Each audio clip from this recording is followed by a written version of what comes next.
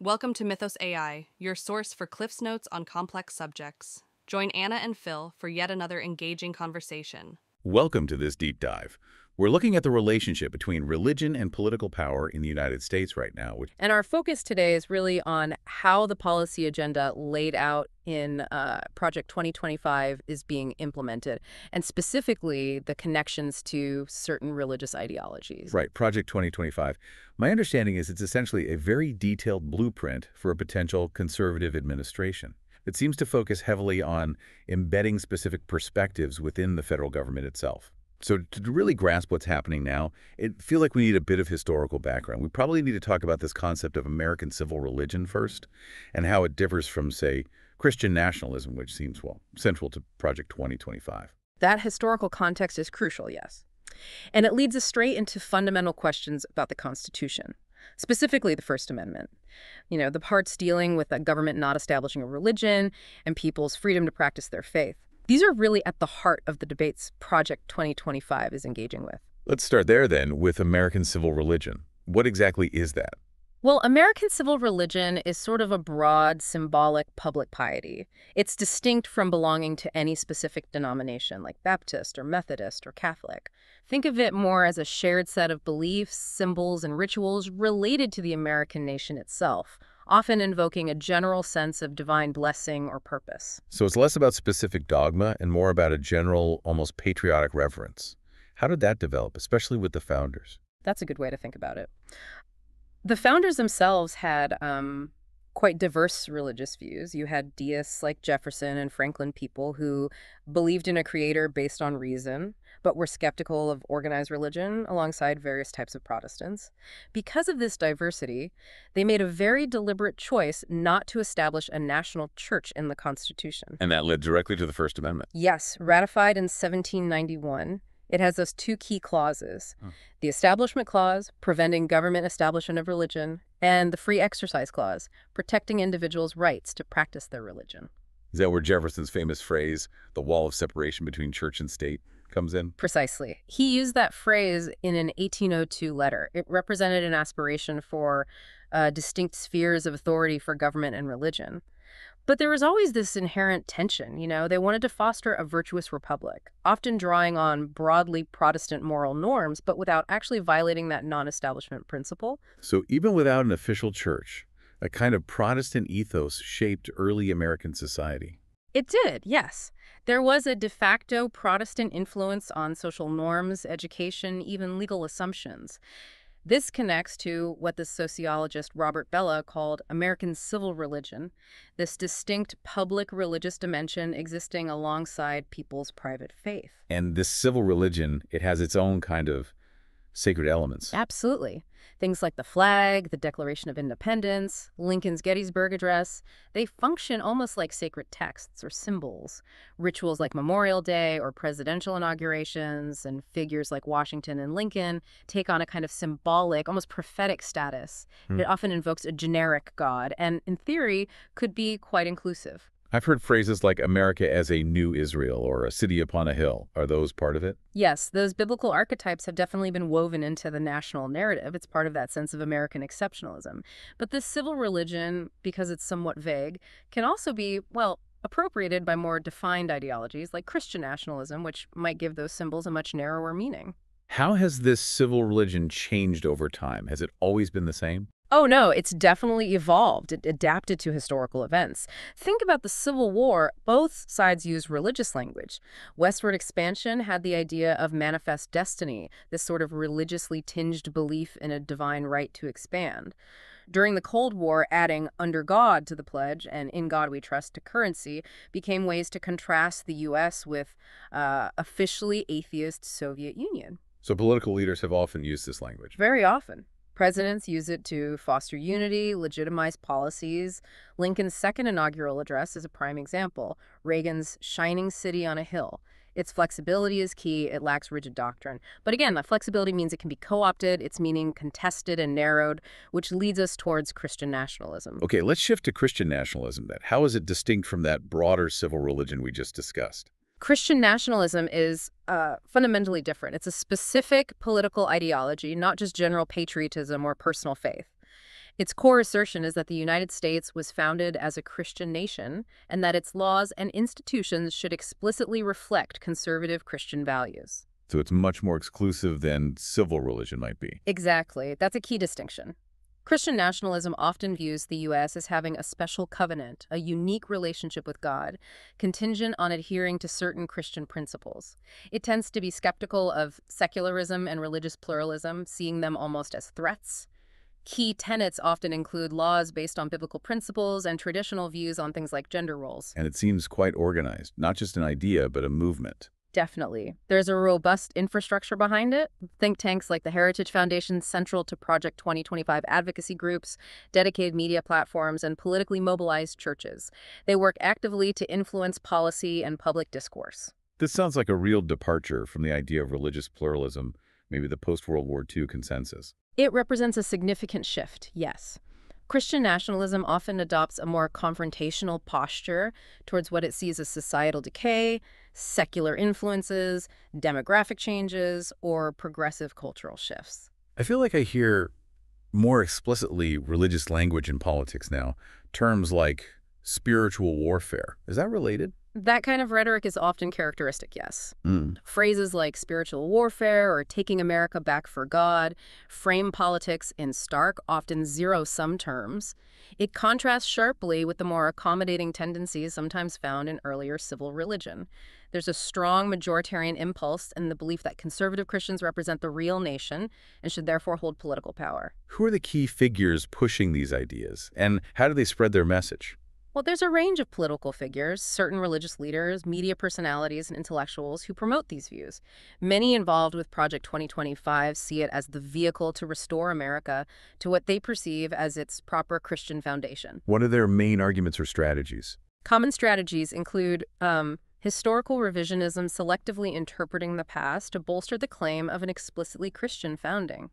Another is leveraging grievance, portraying conservative Christians as a persecuted minority. Using biblical language and narratives for political mobilization is also key, sometimes delegitimizing opponents as being opposed not just to policy but to God or core American values. And you mentioned demographic shifts earlier. Is this partly a reaction to a perceived loss of status? That's widely seen as a contributing factor, yes. The rise of Christian nationalism can be partly understood as a response to demographic and cultural changes that challenge the historical dominance of, specifically, white Protestant Christianity. The political power sought is often aimed at reestablishing that cultural and symbolic dominance. So we have the Constitution aiming for separation and Christian nationalism pushing for more religious influence in government via Project 2025. How does this clash play out legally? It creates significant tension with the First Amendment. As we noted, you have the Establishment Clause preventing government endorsement of religion and the Free Exercise Clause protecting religious practice. And people have always disagreed on what those mean exactly, right? Absolutely. You've had different schools of thought, strict separationists, accommodationists who think government can support religion generally, and others. The core challenge is balancing free exercise for all with the non-establishment principle. There's been a lot of talk about religious liberty lately. Where does that fit? That's become a central battleground. The Supreme Court's interpretations are key. In recent years, there's been a definite trend in court decisions towards a more expansive view of the Free Exercise Clause, particularly favoring claims made by conservative Christians seeking exemptions from laws based on their religious beliefs. Like the Hobby Lobby case regarding contraception, or the baker who wouldn't make a cake for a same-sex wedding. Exactly. Cases like Burwell v. Hobby Lobby, Masterpiece Cake Shop, and Kennedy v. Bremerton School District illustrate this focus on granting religious exemptions. Critics argue this expansion can sometimes allow the imposition of religious beliefs on others and potentially undermine protections for vulnerable groups. At the same time, some recent decisions seem to suggest a potentially narrower view of what counts as government establishment of religion. Project 2025 aligns very clearly with legal theories that broaden free exercise for conservative Christians while relaxing Establishment Clause constraints. This brings up the concern about moving towards a theocracy, doesn't it? How does the Constitution guard against that, and how might Project 2025 challenge those guards? A theocracy where religious law is state law is fundamentally different from the U.S. constitutional republic. While few advocate for a formal theocracy, the concern raised by critics of Christian nationalism and Project 2025 is that their goals could lead to governance heavily influenced by specific religious doctrines, effectively imposing those norms and eroding the Establishment Clause. So it boils down to a fight over the meaning of religious freedom. In many ways, yes. Is it primarily freedom from government interference in personal belief, or freedom to act publicly on religious convictions, even if it affects others? Project 2025 seems to strategically push for the latter interpretation, emphasizing the freedom to act on conservative Christian beliefs in public and commercial spheres, often seeking exemptions from general laws. This reframing tends to prioritize certain free exercise claims over principles like equal treatment, non-discrimination, and Establishment Clause limits. And that redefinition provides the justification for specific Project 2025 policies that could roll back certain civil rights or blur church-state lines framed under the language of liberty. Okay, let's dig into Project 2025 itself more directly. How is it designed to actually embed these specific religious perspectives into the federal government? Project 2025 is this comprehensive playbook largely developed by the Heritage Foundation and other allied conservative organizations. In the context of this second Trump administration, it's functioning as the primary roadmap for integrating these viewpoints across the executive branch. It's more than policy ideas. It's about fundamentally restructuring how parts of the government operate, driven by these ideological and often religious commitments. Who is the main players behind it, the architects? Key groups are the Heritage Foundation, Conservative Partnership Institute, America First Policy Institute, Center for Renewing America, among others. They've drafted the detailed proposals and are heavily involved in personnel recommendations. A central theme of Project 2025 is ensuring ideological alignment in staffing. This means appointing individuals who aren't just competent, but deeply committed to the project's agenda, which often includes religio-political views linked to Christian nationalism. So it's very much about personnel, not just paper policies. Absolutely crucial. A major part of Project 2025 involves plans for a significant overhaul of the federal workforce. This includes the potential use of mechanisms like Schedule F reclassification, which could make it easier to remove career civil servants perceived as resistant and replace them with political appointees deemed loyal. Religious criteria have reportedly become a factor in staffing, with some advocating to prioritize those holding a biblical worldview.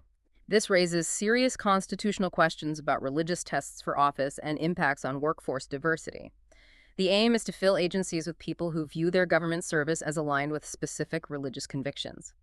This extends to judicial appointments too, prioritizing judges who adhere to originalism or textualism, philosophies often seen as producing outcomes favored by conservatives on issues like abortion, LGBTQ+ rights, and church-state separation. How does this religious viewpoint specifically shape policy proposals in areas like, say, education or health? It has a very direct impact. In education, Project 2025 promotes reduced federal oversight and advocates strongly for school choice, potentially funneling public funds to private religious schools. There's also a push for patriotic education, which could involve challenging curricula on race and gender, possibly incorporating religious perspectives. And we might see efforts to roll back federal protections for LGBTQ+ students based on religious objections. For Health and Human Services, or HHS, the plan calls for a major expansion of religious exemptions. This would allow healthcare providers, insurers, maybe even employers, to refuse services like contraception, abortion-related care, or gender-affirming care based on religious grounds. It also aims for further restrictions on reproductive health access and promotes definitions of gender and family rooted in conservative biblical interpretations. Even foreign policy, like USAID, isn't untouched. There are proposals to shift funding away from programs promoting gender equality or reproductive health, redirecting it towards initiatives aligned with conservative religious values or perhaps more narrowly defined national interests. So it's really a comprehensive effort, using religious rationale to reshape policy across the board. That's what the blueprint suggests. The way religious elements are woven into staffing, legal strategy, education, health, foreign aid, it reveals a broad ambition to reshape society according to a particular ideological and religious vision. Project 2025 provides the detailed plan for translating that vision into government action. The potential impact on church-state relations, public services, and individual rights seems, well, quite significant and potentially transformative. What are the reported real-world effects we're seeing in these first, say, 80 days of the second Trump administration. Reports suggest the administration's initial months have been characterized by very swift executive action and major personnel shifts aimed directly at implementing the Project 2025 agenda. There appears to be a clear stated commitment across government sectors to fulfill the project's mandate, signaling a potentially significant departure from previous administrative norms in terms of speed and scope. Can you give some specific examples? What's reportedly happening at USAID or with new regulations? Well, according to reports, executive orders or other directives have already begun redirecting USAID funds away from international family planning, reproductive health services, and LGBTQ+ rights initiatives, which aligns precisely with Project 2025 goals. The emphasis seems to be shifting towards conservative social values or framing aid through a national interest lens, possibly favoring certain faith-based organizations. Domestically, agencies like HHS and the Department of Justice are reportedly engaged in significant regulatory activity. This apparently includes broadening religious exemptions for employers, healthcare providers, educational institutions, potentially even government contractors, allowing them to opt out of requirements related to things like contraceptive coverage or LGBTQ+ non-discrimination if they claim a religious objection. These moves are reportedly already generating controversy and facing legal challenges. There are also accounts of directives aimed at promoting biblical or traditional values within federal agencies, which could affect diversity programs and how non-discrimination rules are enforced. And what about the people being put in charge? Any key appointments or current actions reflecting this agenda? Reports indicate that key leadership appointments, think justice, HHS, education, maybe EPA, have gone to individuals known to be strongly aligned with Project 2025's ideology, sometimes explicitly with Christian nationalist viewpoints. Loyalty and ideological conformity seem to be paramount criteria. The Department of Justice, under new leadership, is reportedly already advancing legal arguments in federal courts that mirror Project 2025's constitutional interpretations, advocating for very broad free exercise rights and wide-ranging religious exemptions, potentially challenging established precedents. Public statements from administration officials are also said to frequently invoke religious themes, sometimes employing Christian nationalist rhetoric, to justify policy decisions by framing them as restoring traditional values or America's supposed biblical foundation. The pattern personnel, executive orders, regulatory changes suggest a strategy of using maximum executive authority for rapid implementation, perhaps bypassing congressional obstacles where possible. This sounds like it could have really significant consequences, both domestically for American democracy and for the U.S. role globally. The implications are indeed profound. Internally, these actions, driven by what appears to be a Christian nationalist viewpoint aiming to embed a biblical worldview, seem likely to deepen societal divisions. Favoring one particular religious perspective risks alienating religious minorities, the non-religious, and even Christians with different interpretations, likely intensifying political polarization. It fundamentally challenges the principle of secular governance in the Establishment Clause when policies are justified using specific religious doctrines, and exemptions allow groups to bypass generally applicable laws. This raises serious concerns about equal citizenship for those outside the favored religious framework and could fuel social conflict. And what about internationally? How might this affect America's standing? Domestic shifts inevitably impact global perception.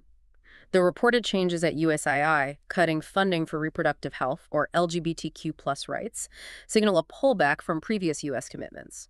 This could damage U.S. credibility and soft power. Allies might question reliability, while adversaries could exploit perceived hypocrisy on human rights.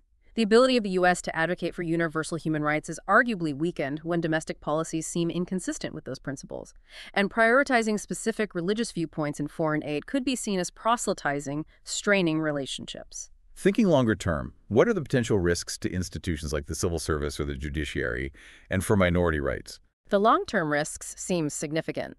The Project 2025 approach of potentially replacing career civil servants with political loyalists could threaten the independence, expertise, and nonpartisanship of the federal bureaucracy. That risks politicization, reduced effectiveness, maybe even corruption. Similarly, appointing judges primarily based on ideological alignment risks further politicizing the judiciary and eroding public trust in its impartiality. Expanding religious exemptions and redefining rights based on specific religious interpretations poses major risk for minority protections.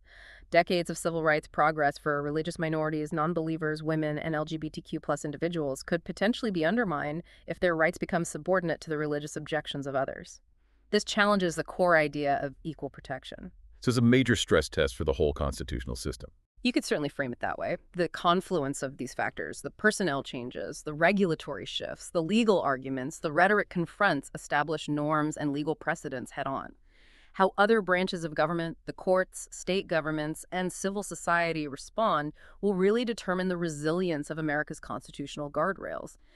The situation in spring 2025, as we're discussing it, really highlights the potential fragility, or perhaps the strength, of the U.S. constitutional order under this kind of pressure.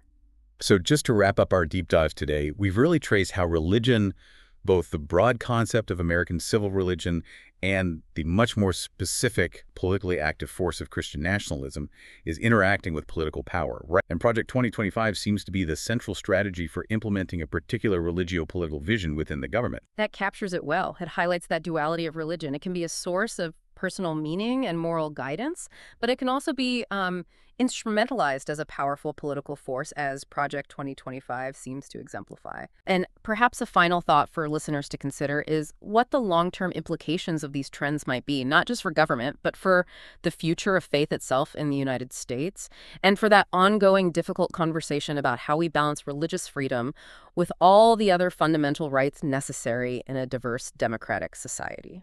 Thanks for listening to Mythos AI. Stay tuned for more concise insights. And remember to hit the like button and subscribe for future episodes.